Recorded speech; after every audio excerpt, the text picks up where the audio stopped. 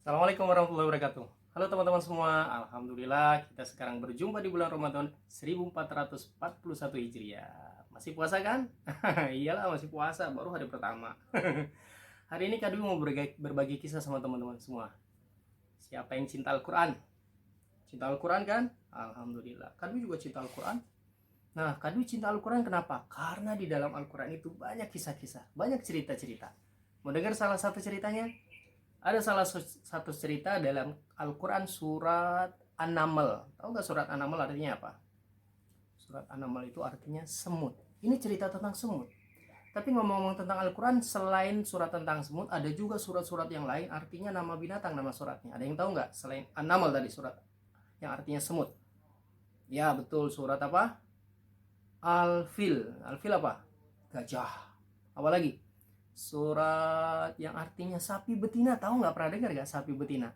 Surat yang paling panjang dalam Al-Quran. Surat apa? Al-Baqarah. Tuh, surat An-Naml, surat Al-Fil, surat apa tadi? Surat Al-Baqarah, An-Naml semut, Al-Fil gajah, Al-Baqarah apa tadi? Sapi betina. Apalagi? Binatang yang suka hinggap dari satu bunga ke bunga yang lain. Tapi bukan kupu-kupu. Dia suka menghasilkan madu. Lebah. Lebah itu surat An-Nahl. Baru 4. Masih ada lagi. Surat apa lagi? Surat yang suara binatangnya kayak gini. Udah. Surat apa? Al-Adiyat. Dan terakhir surat Al-Ankabut. Binatang yang kecil yang jadi logonya superhero. Nah teman-teman, hari ini Kak Dwi mau berkisah tentang semut. Surat An-Naml. Teman-teman tahu kan? Ada seorang nabi yang diberikan mukjizat oleh Allah Subhanahu wa taala, dia bisa mengerti bahasa binatang. Siapa nabi siapa? Bukan Nabi Adam. Nabi Adam nabi yang pertama. Nabi Daud bukan.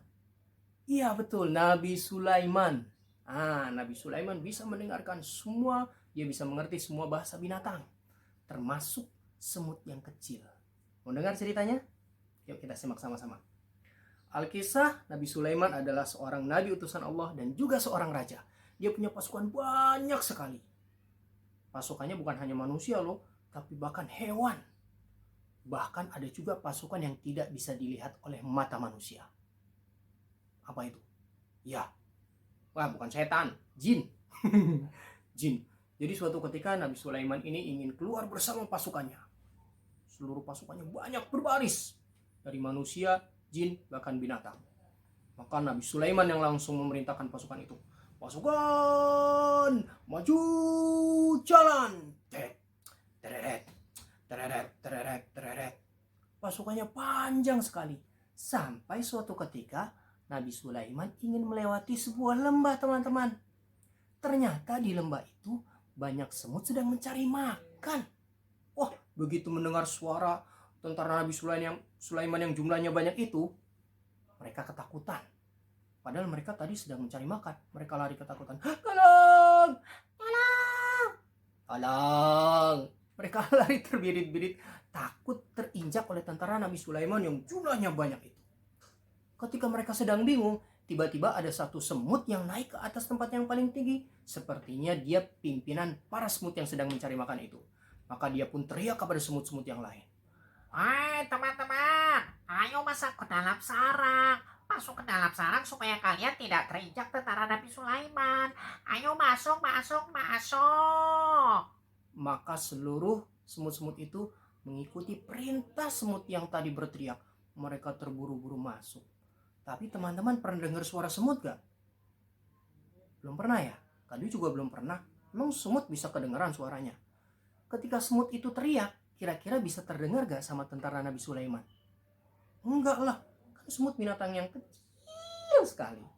Tapi atas izin Allah, karena Nabi Sulaiman bisa mengerti bahasa binatang, dia bisa mendengar teriakan semut itu.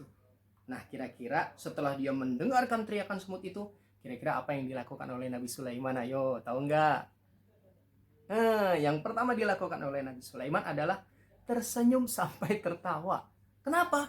Dia kaget mendengar ada suara teriakan yang ternyata teriakan itu berasal dari seekor semut. Jadi yang pertama dia lakukan adalah tersenyum. Sampai tertawa. Terus apa lagi yang dilakukan oleh Nabi Sulaiman? Dia berdoa kepada Allah. Ya Allah, Berikan aku ilham supaya aku senantiasa bersyukur kepadamu atas segala nikmat yang telah Engkau berikan kepadaku dan kepada kedua orang tuaku. Ya Allah, izinkan aku supaya bisa senantiasa berbuat baik yang Engkau ridhoi. Dan masukkanlah aku ke dalam golongan hamba-hambamu yang soleh, ya Allah. Setelah dia berdoa, apa yang dia lakukan? Barulah dia menghentikan pasukan. Pasukan, berhenti, gerak. Itu seluruh pasukan dari yang paling depan sampai yang paling belakang, semuanya berhenti. Hebat ya Nabi Sulaiman. Dengan sekali ucapan, dengan sekali teriak, seluruh pasukannya berhenti. Taat mereka sama pemimpin. Terus apalagi? Nabi Sulaiman mendatangi semut-semut itu sambil berkata, "Hai semut-semut, masuklah ke dalam sarang. Aku dan pasukanku mau lewat. Jangan sampai di antara kalian nanti ada yang terinjak." Subhanallah, Nabi Sulaiman seorang nabi, seorang raja, kaya raya, tapi tidak sombong. Bahkan sama semut yang kecil sekalipun, dia tetap sayang loh. Teman-teman kalau ngelihat semut lagi jalan, diapain? Diinjak, disentil. Jangan. Kalau dia tidak menggigit, biarin aja. Jangan-jangan dia sedang mencari makan seperti semut yang ada di dalam cerita tadi Nabi Sulaiman. Jadi kalau Nabi Sulaiman sayang binatang, kita juga bisa mencontoh beliau sayang binatang. Siapa yang punya peliharaan di rumahnya? Kucing, ayam, apalagi burung, ikan, kutu. Masa kutu? Itu bukan peliharaan.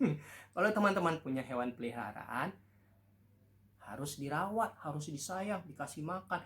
Jangan mentang-mentang bulan puasa, bulan Ramadan, kita puasa, binatang peliharaan kita disuruh ikut puasa juga. Kasihan nanti dia bisa bisa nanti dia bisa pingsan. Nah, hari ini cukup sekian cerita dari Kak Dwi. Besok kita ketemu lagi di lain cerita. Sampai ketemu, tetap puasa, tetap semangat, sampai berbuka puasa. Assalamualaikum warahmatullahi wabarakatuh.